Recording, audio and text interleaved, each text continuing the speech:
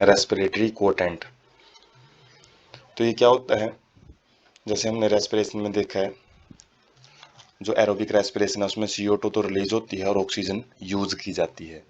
तो CO2 कितनी release हो रही है और ऑक्सीजन को कितना कंज्यूम किया जा रहा है, तो उन्हीं के रेशियो को हम क्या बोलते हैं, रेस्पिरेटरी कोटेंट बोलते हैं। केमिस्ट्री में भी आता है ये इक्विलिब्रियम के अंदर, जो 11th क्लास इक्विलिब्रियम चैप्टर रहता है उसके अंदर भी जो रिएक्शन कोटेंट आता है उसमें रिएक्टेंट की जो कंसंट्रेशन है वो नीचे रखी जाती है और जो प्रोडक्ट की कंसंट्रेशन है ऊपर रखी जाती है जब डिवाइड करते टाइम। तो वही है यहाँ पे। तो जैसे हमने देखा है, CO2 है वो प्रोडक्ट साइड से बाहर निकलती है और O2 है वो रिएक्टेंट साइड से जो रिएक्शन में पार्टिसिपेट करती है। जैसे ग्लूकोज प्लस में ऑक्सीजन और जो एरो रहेगा, फिर उसके बाद CO2 और जो भी H2O और जो ATP एनर्जी है वो निकलती है। तो CO2 प्रोडक्ट साइड में है, तो प्रोडक्ट साइड को ऊपर रखा जाता है और जो CO2 कितनी मात्रा में बाहर निकली है उसको डिवाइड कर दिया जाता है, O2 कितनी कंज्यूम की गई है, ऑक्सीजन कितनी कंज्यूम हुई है। तो कार्बोहाइड्रेट के केस में जो RQ वैल्यू आती है वो 1 आती है, क्योंकि जितनी मात्रा हम O2 की यूज करते हैं उतनी ही मात्रा CO2 की बाहर निकलती है।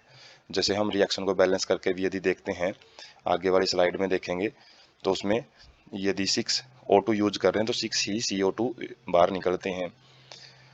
लेकिन फैट के केस में जो RQ वैल्यू 1 से मतलब कम आती है, लेस देन 1। और लेस देन 1 कब आएगी, जब हमारे पास CO2 की वैल्यू है वो कम रहती है और O2 की वैल्यू है वो ज़्यादा रहती है। मतलब CO2 कम निकलती है और O2 ज़्यादा कंज्यूम की जाएगी। और जो प्रोटीन के केस में भी वैल्यू हमेशा 1 से कम रहेगी, 0.1 रहता है। दैट इज वाई लिविंग, और पूछ लिया जाता है कि जो लिविंग ऑर्गेनिज्म ज़्यादातर ग्लूकोज को ही रेस्पिरेटरी सबस्ट्रेट के रूप में क्यों यूज करते हैं। उसका कारण है इसकी RQ वैल्यू का 1 आना, क्योंकि ऑक्सीजन सेम मात्रा में कंज्यूम की जाती है जितनी CO2 उसमें से इवोल्व होती है। और एंड प्योर प्रोटीन और fat never used as respiratory substrate, और यही कारण है कि कभी भी प्रोटीन और फैट को प्योर फॉर्म में कभी भी यूज नहीं किया जाता।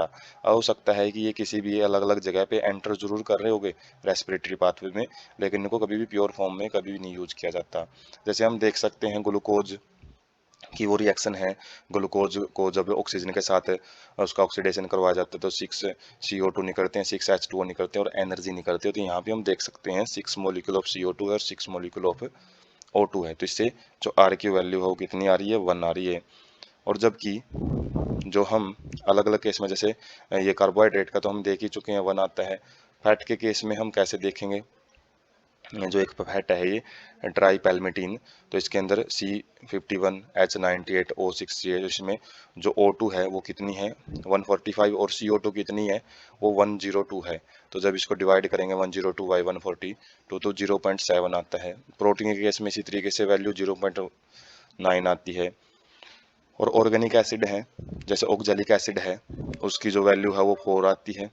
आर की वैल्यू ऑफ मैलिक एसिड वो 1.33, तो 1 से ज़्यादा भी आ सकती है। जरूरी नहीं है कि मतलब यही सबसे ज़्यादा, ग्लूकोज ही एक मेन रेस्पिरेटरी सबस्ट्रेट है, तो वैल्यू 1 से ज़्यादा भी आ सकती है। एनारोबिक रेस्पिरेशन में यदि हम देखें तो जो वैल्यू है उसमें तो क्या है ना, ऑक्सीजन तो यूज ही नहीं की जा रही। तो ऑक्सीजन यदि यूज नहीं की जा रही तो नीचे जीरो आएगा, और जीरो जब डिवाइड में आ जाता है तो उसकी वैल्यू क्या आ जाती है, इन्फिनिटी। तो इन्फिनिटी पूछ लिया जाता है किस केस में आएगी, एनारोबिक रेस्पिरेशन में। और अलग अलग हम यहाँ पे सब्सटेंस याद रख सकते हैं जो कि 1 मार्क क्वेश्चन में देखने को मिलेंगे कि आर की वैल्यू है उसकी क्या रहेगी।